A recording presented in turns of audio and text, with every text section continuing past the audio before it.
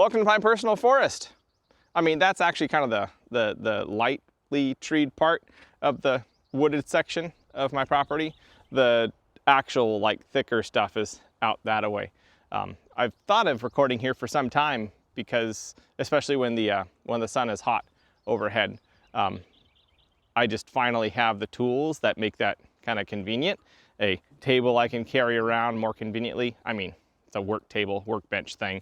A tripod that's got the long legs instead of the short legs, so there's some better adjustability.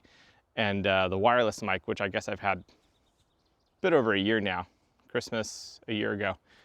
Anyways, finally here. I mean, I've actually recorded a couple times back there, but never out in this corner, really. So, yay. So today I have an amber beer. This is still April, so the weather's still a little bit cool. It's gonna be mid-70s today, and the wind's nice and strong. Beautiful weekend lined up. But it's still cool enough that you don't necessarily need a darker beer. And frankly, I mean, some of the amber ales and such, they can work pretty well on warm days even too. So this is from Terramar. This is the Amber On American Amber Ale. And I've had a couple Terramars and I've generally enjoyed them. And so I'm looking forward to this one. Let's get into it.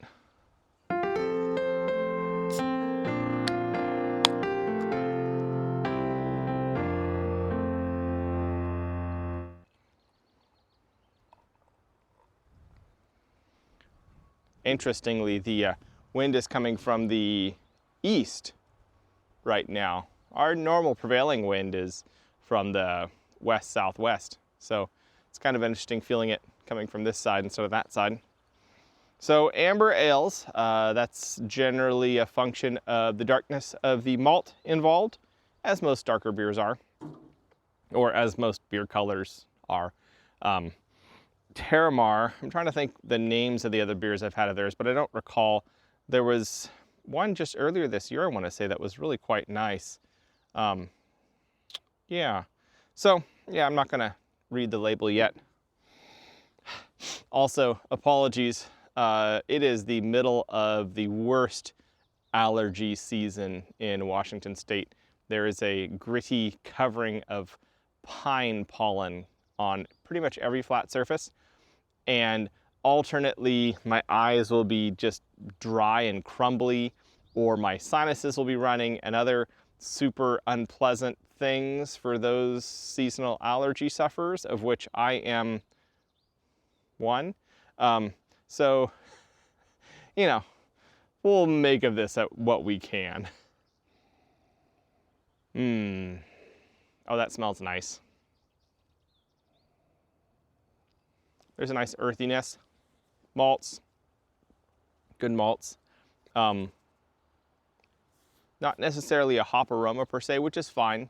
You'll expect that with an amber ale. Amber ales don't have to be defined by the hops. And in general, especially going back to my earlier explorations of beer, I developed an affinity or an appreciation for amber ales pretty early because they balanced the malts and the hops better, I felt, than some other styles. I've grown a lot since then, but I still feel that's one of that amber ales in general, just one of the middle of the road people pleasers, not like vanilla ice cream, you know, the only one everybody can agree on, but as in it's a good beer that balances things that appeal to a lot of different people in ways that may expand horizons for some, or allow them to explore things they haven't necessarily been inclined to explore, or present things that they might not have liked in a way that they can then appreciate because it is accompanied by something they do appreciate.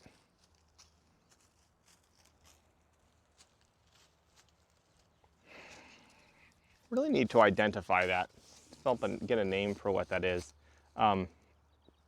The aromas that are going on here.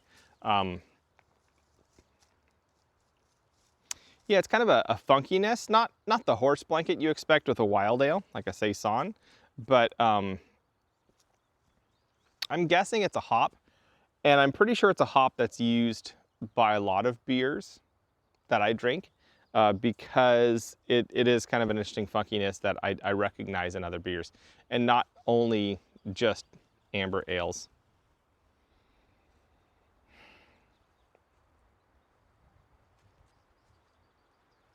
Yeah, I'm not really picking up any hops, which is fine, like I said. Malts, nice, slightly toasted or moderately toasted.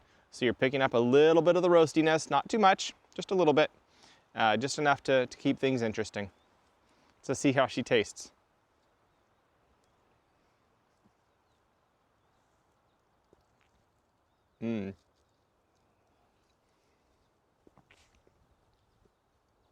Malty, toasted malts, nicely toasted malts. Some little nuttiness. The hops are really slow to build. They do eventually arrive, but they stay pretty moderate overall.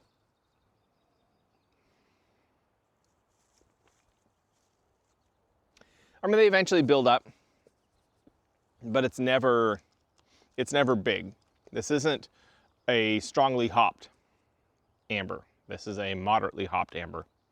I would say that it is more along the lines of Reuben's Little Fox or Red Fox or Little Red Fox. I called it Little Red Fox for a long time, but I think it's only Little Fox, which I think is one of my general favorite amber ales.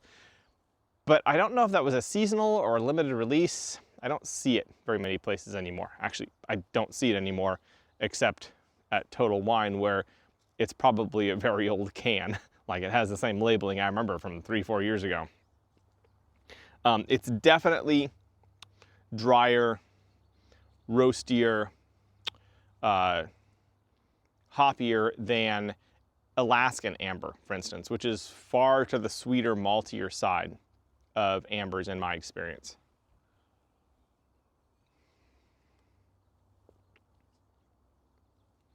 This is nice.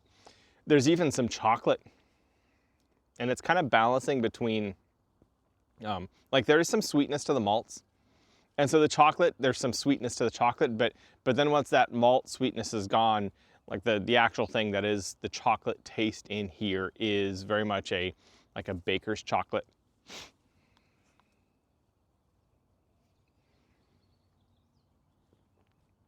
Yeah, that's a good amber. I like that. And actually, let's see, you're looking at the can. American Amber Ale, one of our first year-round beers. So this is an always on tap thing at Terramar. If you're in Terramar, if you're visiting the Terramar brewery, yeah, Brewstillery. I was going to say it's a brewery and a distillery. I don't know that I've ever had any of their liquors or seen them actually. Yeah. But that's nice that it is a standard that they will keep producing, because that means that I should be able to find it. And if I have a replacement for my Little Fox, I'm happy with that. Though Terramar is a little bit harder to find for me than Reuben's. It's a bit smaller of a brewery, I'm guessing, but still producing good beers. Yeah, toasty, a little bit of chocolate, roasty, some caramel in there. It's very nice. This is a very good amber ale, especially if you like the amber ales that are to the drier, maybe slightly more hopped side of things, as opposed to the sweet ambers of, say, the Alaskan Amber, which is a great beer. Just, you know, I'll happily drink an Alaskan Amber, or maybe even a Mac and Jacks. I think those are both to the sweeter side of things. But if I had a choice, I would prefer something that's drier, roastier, hoppier. And that's what this is, even though it is only moderately all those things.